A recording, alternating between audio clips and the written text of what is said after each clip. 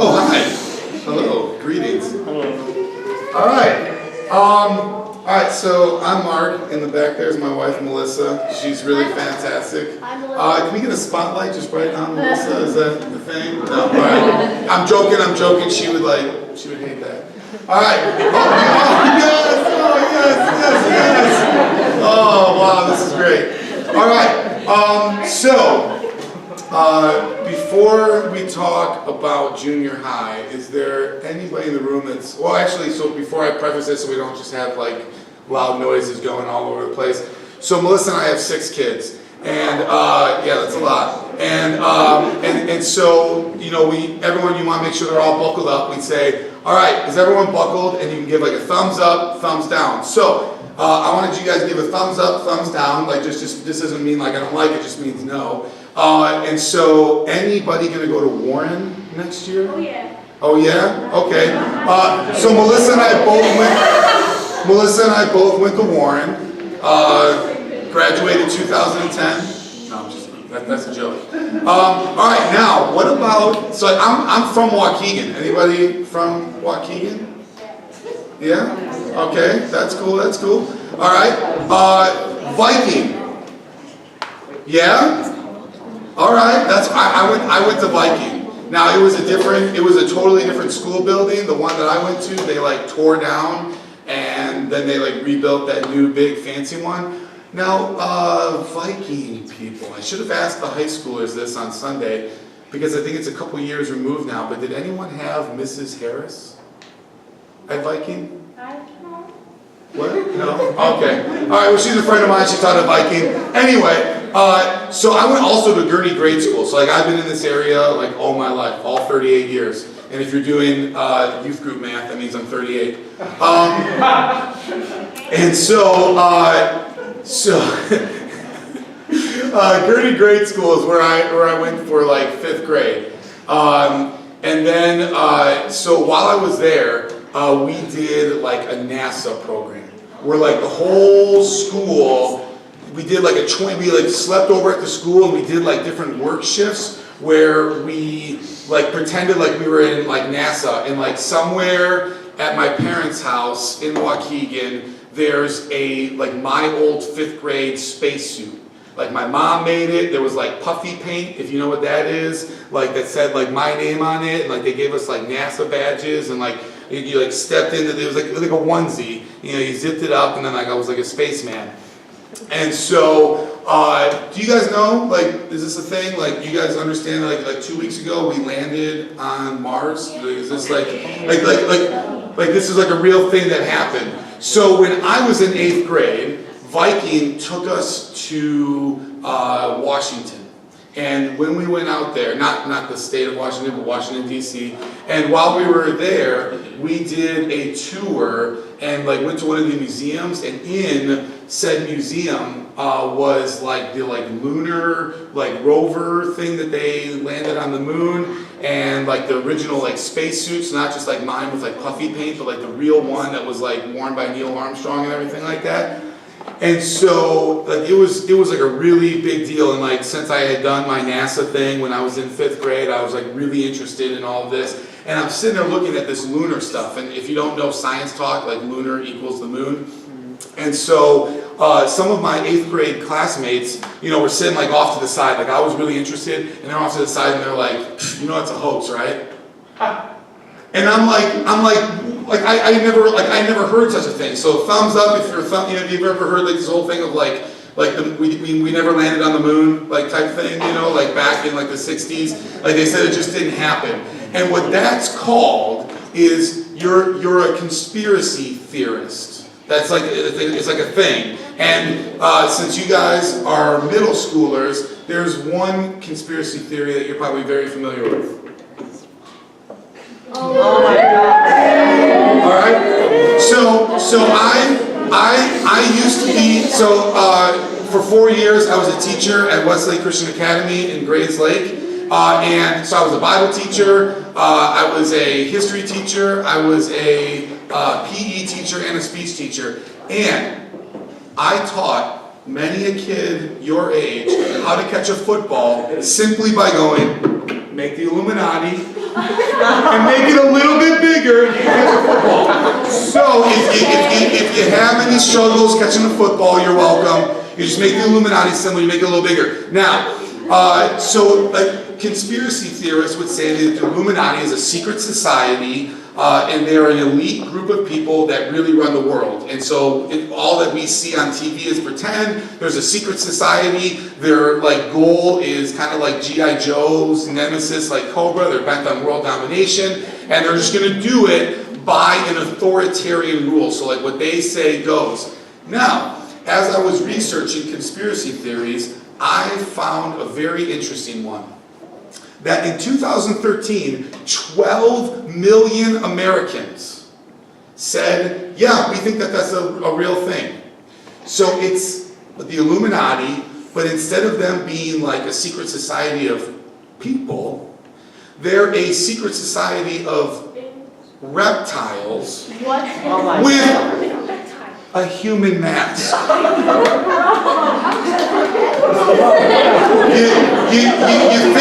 You think I'm making this up, but it's a thing. It's a thing. Now, if I, some of you, and like myself, we would say, hey, based on that sort of thing, like I know I joke around about Illuminati, and I read it on my, I read it on my history books, but I don't really believe it. I'm not a conspiracy theorist. But I think if all of us were kind of being like, okay, what's at the root of a conspiracy theorist is they believe that what they've known about power and what they've known about authority, they can't trust. So power and authority aren't the issue. It's trust. And for you and I think any young Christian, I think they can identify with a character in one of the top 3 Christmas movies ever made. And you may have heard me just say one of my top 3, but I didn't. I said one of the top 3 because I think it should be on everybody's list. 2 weeks ago, my family and I watched it. I'm talking about The Polar Express. Thank you.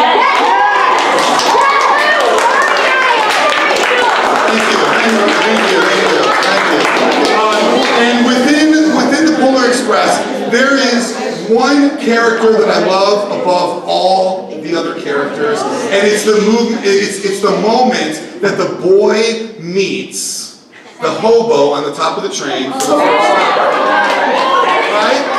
Right? What's that? He's not a hobo, he's a ghost. Well, he's a hobo ghost, or a ghost at the hobo. However you like to frame it, right? Tomato, potato, potato. All right, and so this first moment that this boy, this traveler, he's a reluctant traveler. He's a doubter, if you will. And the ghost hobo, or the hobo ghost, however you like to phrase it, calls him that. And there's a moment where, there we go. All right. So there's a moment where he says, what's your persuasion on the big man? He wants to know, this boy's come along on this journey, and he doesn't know if he should have come along on this journey. And the hobo ghost, or the ghost hobo, as we were trying to figure out what he is, he says, you don't want to get hoodwinked, bamboozled, T-boned. You don't want to, he's saying to the boy, you don't want to go on this journey just to find out it was all for nothing. And I think all of us, we don't want to give our time, we don't want to give our energy, our Wednesday nights, our Sunday mornings, whatever it is, we don't want to give that away if it's for something that we can't trust. And so this idea of power, authority, and trust all relates to doubt. And so if you have the analog Bible, go ahead and open it up to Mark 9. If you have a digital Bible, like that's like a tablet or a cellular device, go ahead and scroll to Mark chapter 9. All right. We will start, let's see here.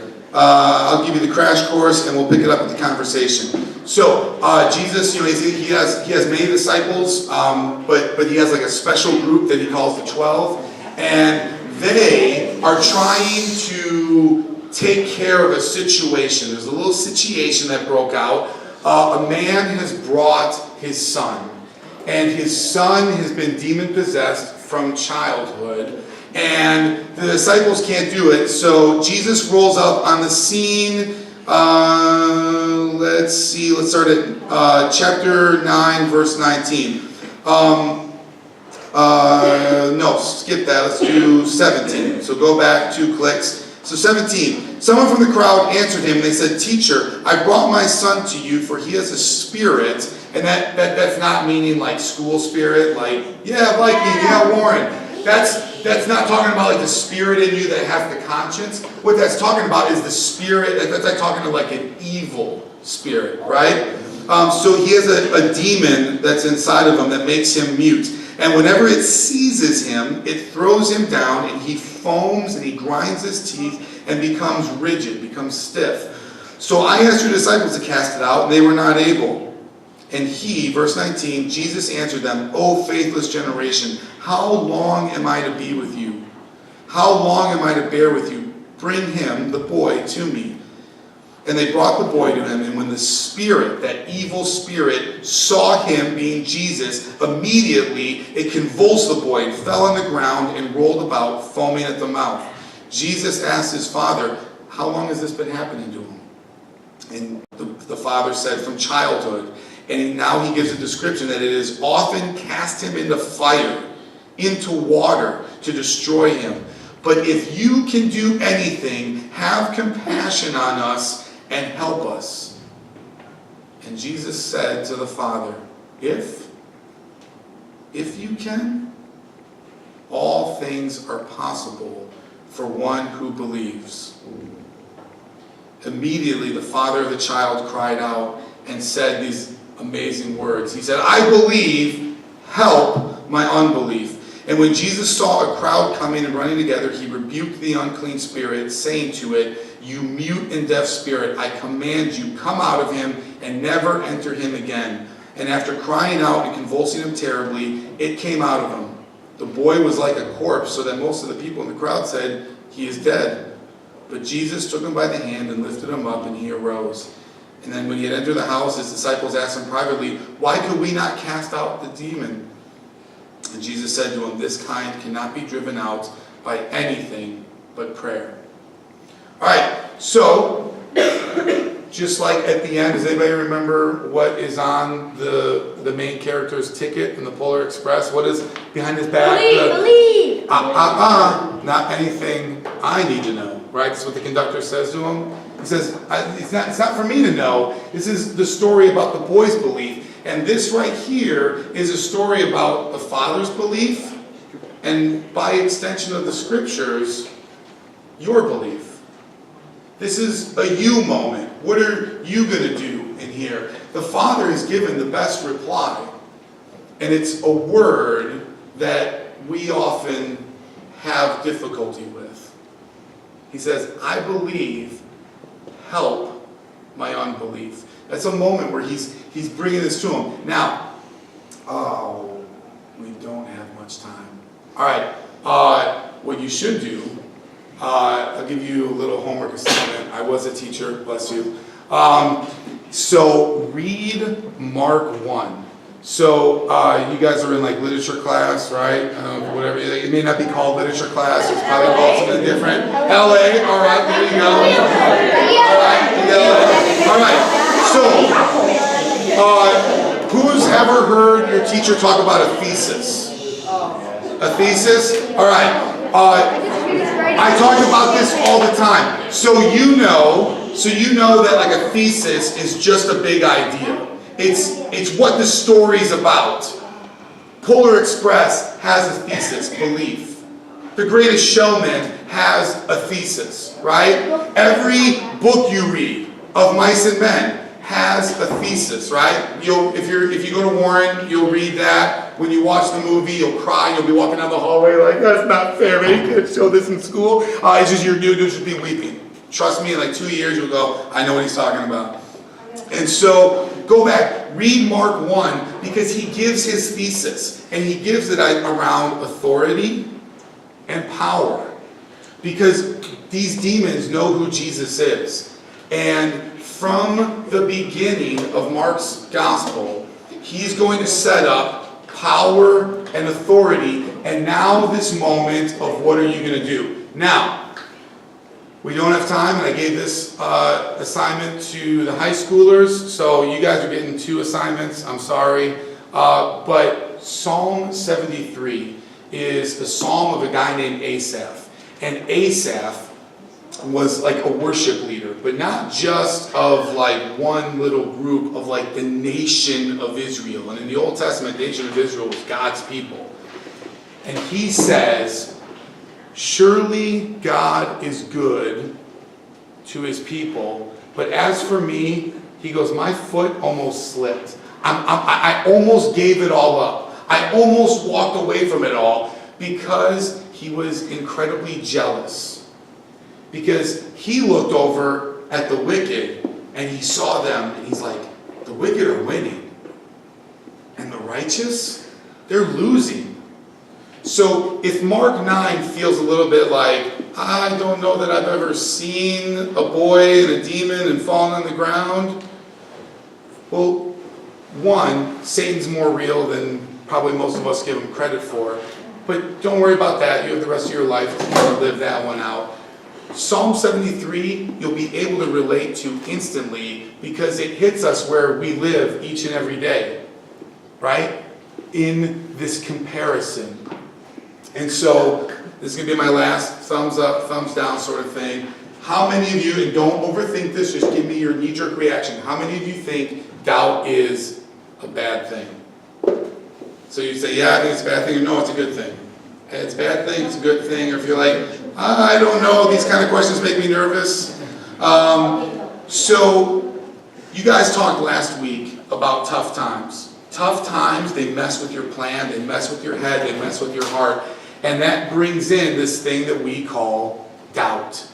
It is natural, it is normal, but it is not where you live. Because we see in this moment, this is a moment where Jesus says to the Father, if all things are possible, and the dad says, well then I need some help.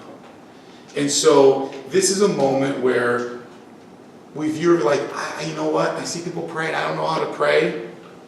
Help is a really good prayer. That's just, it's an amazing one where you just say, like you breathe it in, you're like, oh yeah, God help me. Right? And so your doubts, your fears, your comparisons, you're wondering if this thing is really true, you're wondering if you're on the wrong team. You breathe in the help prayer and you breathe it out. Alright?